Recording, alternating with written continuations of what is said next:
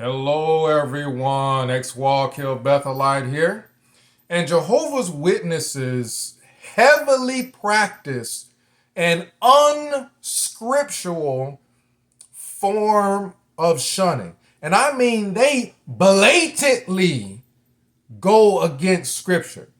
Now, ask yourself, why would a group that claims to be Christian go directly against God in the Bible?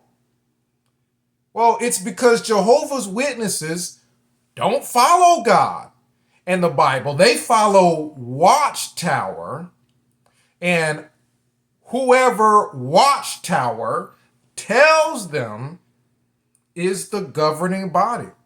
And whatever magazines and books Watchtower has produced, that's what they follow. That's what they go by.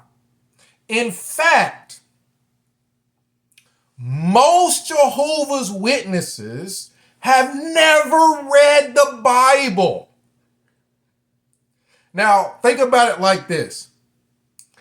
If I write a book or print a magazine with a few scripture references in it that I took way out of context, and I give that to you for you to read it, can you read that? My books and magazines with, little scripture references here and there that I took way out of context. Can you read primarily that and say that you read the Bible? Obviously not. No. You read my publications and a few scriptures taken out of context. Well, that's exactly 100% exactly a description of what Jehovah's Witnesses do with Watchtower and Watchtower publications and magazines and their website. Now, let's get back into this discussion about Jehovah's Witnesses and their unscriptural shunning practices. Let's go to 1 Timothy. Let's go to chapter 5 here, and we'll read verse 8. 1 Timothy chapter 5, verse 8. I'm reading from the NIV version, the New International Version. It says, anyone who does not provide for their relatives, and especially for their own household, has denied the faith and is worse than an unbeliever. Now, let's read this scripture again using a different version of the Bible. Let's get two different versions of this scripture just to make sure we're completely understanding what we're reading from the Bible. King James Version. 1 Timothy chapter 5, verse 8. This is the King James. But if any provide not for his own, and especially for those of his own house, he hath denied the faith and is worse than an infidel. Now, this is a very strong scripture here. Anybody that doesn't provide for their relatives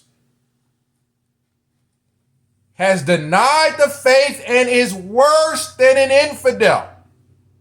Now, that scripture also emphasizes family. But think about it like this. Think about it like this. What if let's say you have a job, I'm sure most of you do, and your supervisor says anyone sleeping on the job is going to be fired, and especially those doing it while the CEO is here. Well, basically what the supervisor is saying, if you get caught sleeping on the job, you're fired, period. And then it emphasizes on top of that, especially if you're doing it while the CEO of the company is there. Nobody would read that and mistake that as to, or hear that and mistake this supervisor as to say, it's okay for you to sleep at work as long as the CEO isn't there. No, just like that scripture. 1 Timothy chapter 5 verse 8 is not saying, well, you only have to provide for people who are directly in your household. It's okay if you don't provide for or help or assist your relatives. No, it flat out says, if you don't provide for your relatives, if you don't provide for people that are your own, then you have denied the faith and you're worse than someone without faith. You're worse than an infidel. Right? We got to read that in context and make sure we have it clear that it's not just talking about what Jehovah's Witnesses like to use as soon as the person in their household leaves their household. Well, then they ain't got to help them no more. They can just toss them out and shun them and send them on about their way. No, anybody not looking out for their own family, you're worse than somebody that has no faith at all. Now, this is why I call Jehovah's Witnesses a cult. Because according to the Bible, the scripture we just read, they aren't Christians. They are worse than infidels. So I just call them what they are, a cult, which is replacing or attempting to replace scripture with watchtower books and magazines, right? You can't be a Christian if you don't follow Jesus Christ, because watchtower is your Christ. Now, let's go to a different scripture here. This time we're going to go to 1 Corinthians. So I'm going to go ahead and look up 1 Corinthians, and we'll read chapter 5, verse 11. 1 Corinthians chapter 5, verse 11. This is the NIV version. You can read whichever version you're more comfortable with. And that says, "But now I am writing to you that you must not associate with anyone who claims to be a brother or sister, but is sexually immoral or greedy, an idolater or slanderer, a drunkard or swindler. Do not even eat with such people." So now, does the Bible contradict itself here? And 1 Corinthians chapter 5, verse 11. Well, Jehovah's Witnesses would love for you to think that the Bible does contradict itself and that you can just quit talking to your family, and you don't have to worry about the first scripture that we mentioned, that, well, if you do that and you're not taking care of them, you're not checking on them, you're not looking out for them, where you're worse than a person without faith at all, right? They don't want you to put that scripture in context. Well, let's back up a little bit. They like to, the Jehovah's Witnesses like to use 1 Corinthians chapter 5 and skip all the way down to verse 11. Back up. Let's get some context. Let's go to 1 Corinthians chapter 5, and let's start with verse 1. And we'll read down to verse 2. 1 Corinthians chapter 5, verses 1 through 2. It says, "It is actually reported that there is sexual immorality among you, and of a kind that even pagans do not tolerate. A man is sleeping with his father's wife, and you are proud.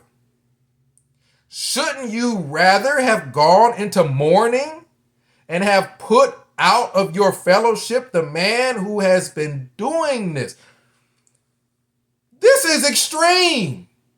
This is extreme. Jehovah's Witnesses don't want you to see that 1 Corinthians chapter 5, and then they skip all the way down to verse 11. They don't want you to see that this is talking about an extreme situation here. Right? We're talking about people sleeping with their own dad's wife. And the conduct of that congregation, because they're proud of it. I mean, this ain't just liberal. They're proud of people sleeping together inside the family, right? The conduct of that congregation was worse than the conduct of the non-Christians. And it was making all of Christianity look bad, right? Now, this is a situation that needed to be dealt with, because this is a situation where a congregation completely went rogue. This ain't just your everyday occurrence where, like Jehovah's Witnesses, every congregation all around the globe just shuns people at the drop of a dime. No, this is an extreme situation where a congregation went completely rogue. Think about, what if a state in the United States of America just completely went rogue and completely rebelled? Are they going to have some, so-so shrug of the shoulders response? No, if a state in the United States of America completely rebels and doesn't accept the president, doesn't accept any of the laws anymore, and they should start doing whatever they want to the extreme degree, you better believe martial law is about to get called. There has got to be an extreme response to this. You better believe the president and federal government is going to step in and say, y'all have got to separate the people who are rebelling against the United States of America and the Constitution from the people who aren't. Because we're about to expel from government positions everybody involved with this rebellion. That don't mean that calling martial law is the proper response to every little thing that happens in any state in America. We're talking about an extreme situation. So here we're talking about an extreme case that was being dealt with. And in order to fix it, he needed that congregation to separate themselves from the people involved with all that extreme sleeping with your dad's wife and all kinds of crazy stuff like that. He's telling them to clean up the congregation. He's not telling them to stop taking care of their relatives. It wouldn't even make sense for him to tell them to just stop taking care of your relatives. Because if he did, according to 1 Timothy chapter 5, verse 8, if they stop taking care of their relatives, including and especially people in their own household, they would be worse than people without faith.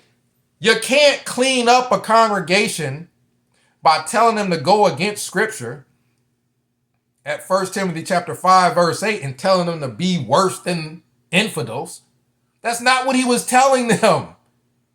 He's telling them we got an extreme situation. We need y'all to stop just sitting side by side and being proud of people sleeping with their own father's wives and all kinds of stuff like that. Y'all are all taking part in it.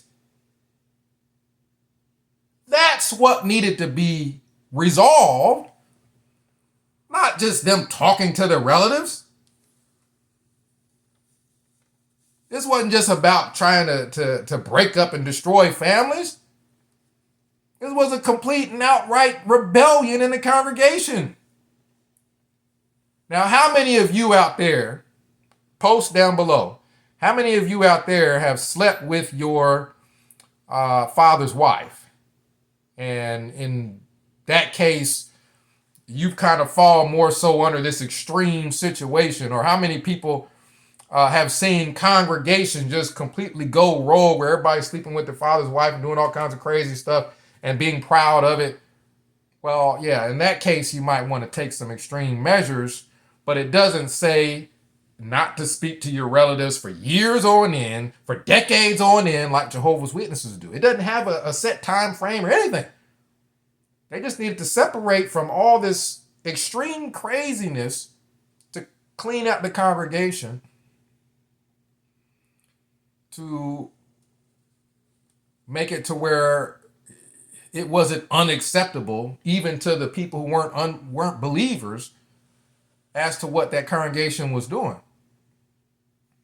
Now, let's go to another scripture Jehovah's Witnesses like to take out of context, and that is Matthew chapter 10. Let me find it here on my end. Matthew chapter 10, verses 34 through 37.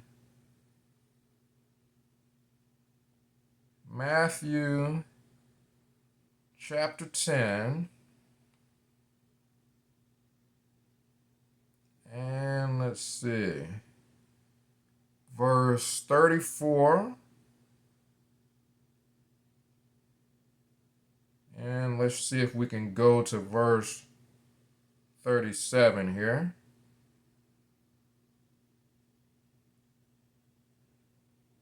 All right, again, the NIV version. You can use whichever version you want. It just pulled up verse 34. I want to go to verse 37 also. All right, it says, "Do not suppose that I have come to bring peace to the earth. I did not come to bring peace, but a sword. For I have come to turn a man against his father, a daughter against her mother, a daughter-in-law against her mother-in-law. A man's enemies will be the members of his own household. Anyone who loves their father or mother more than me is not worthy of me. Anyone who loves their son or daughter more than me is not worthy of me." Now, Jehovah's Witnesses like to use that scripture also. But now, was Jesus the Prince of Peace? instructing his followers to take the sword or to turn on their father or mother or any of their family members? Is Jesus Christ literally saying people are not supposed to take care of their relatives and they are supposed to be worse than infidels, according to 1 Timothy chapter 5, verse 8? Is that what Jesus Christ is saying here? Because Jehovah's Witnesses love to use that for that scripture as an excuse. Well, of course not. He is obviously warning his followers that their family may turn on them for following him, and that his followers would be the victims of harsh treatment like shunning. Not that his followers should be the ones causing it. He is saying that if a relative turns on them for being Christian, they're not to leave off from following him because of wanting to please their relatives more than wanting to please Christ. Obviously, Jesus is not saying that the Christian is the one who should be cruel to their family and not speak to their family for years or even decades like Jehovah's Witnesses do. Now, another scripture Jehovah's Witnesses take out of context is Matthew chapter 18. Let's see if I can get that one here. Matthew chapter 18, and let's try verses 15 through 17. Matthew 18, 15 through 17. And that says, if your brother or sister sins, go and point out their fault, just between the two of you. If they listen to you, you have won them over. But if they will not listen, take one or two others along, so that every matter may be established by the testimony of 2 or 3 witnesses. If they refuse still to listen, tell it to the church. And if they refuse to listen even to the church, treat them as you would a pagan or a tax collector. So Jehovah's Witnesses like to use that as an excuse to not speak to or check on family, and again be worse than an infidel, according to 1 Timothy chapter 5, verse 8. But how did Jesus treat tax collectors? Let's go to Luke chapter 19 and verses 5 through 7. Luke 19 and verses 5 through 7. It says, when Jesus reached the spot, he looked up and said to him, Zacchaeus, come down immediately. I must stay at your house today. So he came down and at once and welcomed him gladly. Verse 7, all the people saw this and began to mutter, he is gone to be the guest of a sinner. Zacchaeus was a tax collector. Now, he treated him with love, even went to go and visit him. And he wasn't just a tax collector, he was the chief tax collector, right? So that clarifies the earlier scripture. Let's also look at John chapter 8, verses 3 through 11. John 8 and verses 3 through 11. And that says, the teachers of the law and the Pharisees brought in a woman caught in adultery. They made her stand before the group and said to Jesus, "Teacher, this woman was caught in the act of adultery. In the law, Moses commanded us to stone such women. Now, what do you say?" They were using this question as a trap in order to have a basis for accusing him. But Jesus bent down and started to write on the ground with his finger. When they kept on questioning him, he straightened up and said to them, "Let any one of you who is without sin be the first to throw a stone at her." Again, he stooped down and wrote on the ground. At this, those who heard began to go away, one at a time, the older ones first, until only Jesus was left with the woman still standing there. Jesus straightened up and asked her, "Woman, where are they? Has no one condemned you?" "No one, sir," she said. "Then neither do I condemn you." Jesus declared, "Go now and leave your life of sin." Jesus treated people with love, dignity, and respect while not condoning sin. He visited them and definitely spoke to them. Jehovah's Witnesses are the complete and polar extreme opposite of Jesus, in that they oftentimes don't speak to or check on the well-being of their own relatives for years and even decades if that relative won't be a part of or disagrees with their cult. There are situations where Jehovah's Witnesses literally put the lives of their own family at risk by shunning them while they need surgery, or when they are very sick and elderly, or even if there is an emergency and they need a place to stay. Jehovah's Witnesses shun them to force them back into the cult. They shun them during times where the person's life could be on the line. This is the extreme opposite, polar, complete, and total opposite of true Christianity and of any of the examples Jesus set that we're supposed to follow Jesus' examples closely.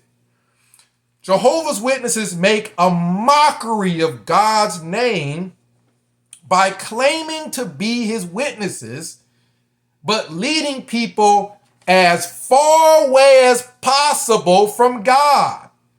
Just as 1 Timothy chapter 5, verse 8 says, they have denied the faith and they are worse than infidels. Comment down below. Let me know what you think. Wallkill Bethelite signing out. We'll discuss it at 937-789-4029. That's a number that you can call to discuss those things in depth. Again, Wallkill Bethelite signing out.